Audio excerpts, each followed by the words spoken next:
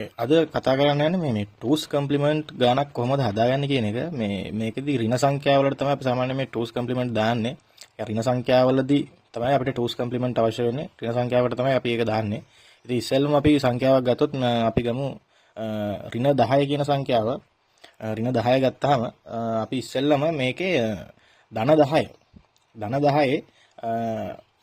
දෙකේ පාදේ අගේ හොයාගෙන ඉන්න ඕන ඉස්සෙල්ලාම. මේක අපි මේ 8 bits වලින් තමයි නිරූපණය කරන්නේ. ඒ කියන්නේ බිටු 8කින් මේක නිරූපණය කරන්න ඕන. ඉතින් අපි ඍණ 10 හොයාගන්න කලින් ඉස්සෙල්ලම ධන 10 දෙකේ පාදයෙන් ලියාගෙන ඉමු. ධන 10 දෙකේ පාදයෙන් ලියුවාම එන්න මෙහෙම 10යි 10යි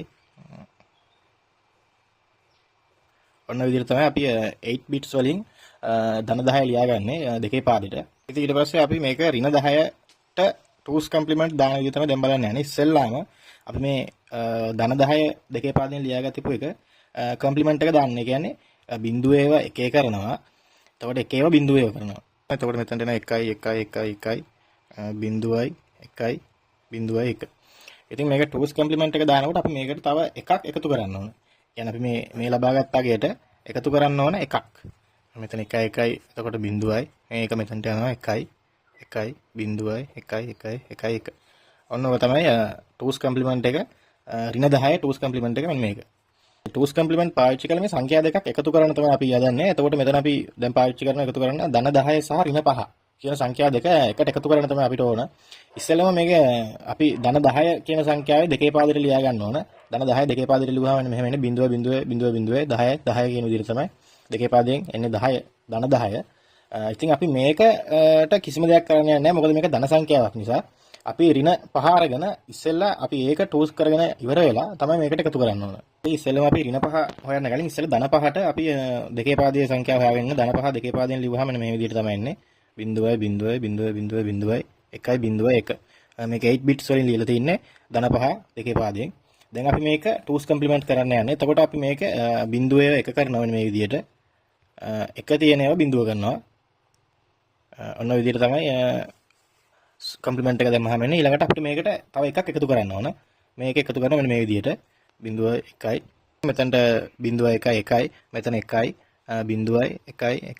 0.1 ඔන්න ඔය විදිහට අපිට ඍණ 5 ටූස් කම්ප්ලිමන්ට් අගය හම්බ වෙන්නේ. ඉතින් අපි මේ අගය තමයි එකතු කරන්න ඕන ධන 10 මෙන්න මෙතන අපි ලබාගත්ත මේ දෙකේ පාදයේ සංඛ්‍යාවට.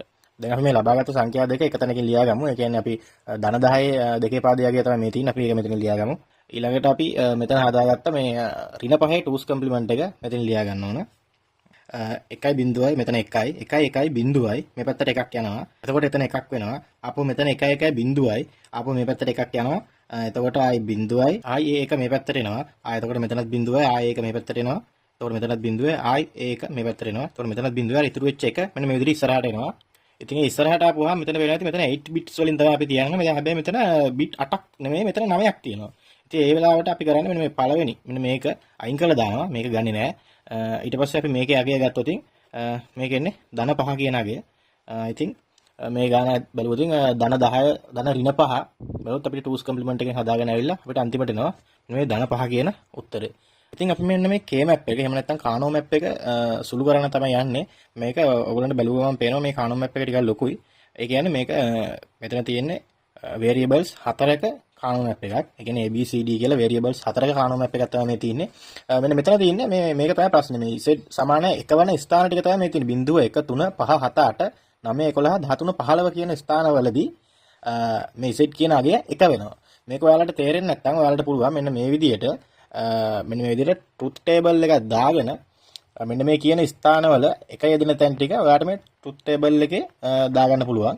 ඉතින් මෙතන මේ බිඳුව කියන එක වෙනවා. ඒ කියන්නේ මෙන්න මෙතන මේ අගය 1යි Z වල. ඒ විදිහට එකෙත් මෙන්න මෙතනත් 1යි. ওই විදිහට 3 5 7 කියන ස්ථානවලට මෙතනට එන්නේ අන්තිම එක 15 කියන තැන මෙතන 15ත් එක වෙනවා. ඉතින් ඔයගොල්ලන්ට ඊට වඩා ලේසි මේ කානෝ මැප් එකේ මේ විදිහට අංක ඔයගොල්ලන්ට දාගන්න පුළුවන්. කානෝ මැප් එක අංක කරනකොට ඒ අංක යන පැටර්න් එකක් තියෙනවා. ඒ පැටර්න් එකට තමයි මේ කානෝ මැප් එකේ අංක දාගන්න ඕන. හොඳට මතක තියාගන්න. මෙන්න මේ විදිහට මෙතන 0 1 2 3 4 5 6 7 ඊළඟට ආයේ 8 මෙතන 9 10 11 12 මෙතන 13 14 15. ඉතින් මෙන්න මේ විදිහට තමයි කානෝ මැප් එක මේ සිස්ටම් එකට තමයි අංක කරන්නේ. මේකේ බිඳුවේ ඉඳලා 15 දක්වා අංක තියෙනවා. මෙන්න මේ පිළිවෙලකට එක දිගට අංක යොදන්නේ නැහැ. මේ පැටර්න් එකට තමයි අංක ඉන්නේ. මේ මම ලකුණු කරලා තියෙනවා මේ රතු පාටින් අංක. ඉතින් ඔයාලට ඒ විදිහට දාගෙන මේ මෙතන තියෙන අගයන් ටික ඉසෙට් එක වෙන තැන් ටික මේකේ ලකුණු කරගන්න පුළුවන්. අපි මේ විදිහට මේක ලකුණු කරගෙන බලමු. මෙතන බිඳුවේ 1 වෙනවා කියලා තියෙනවා.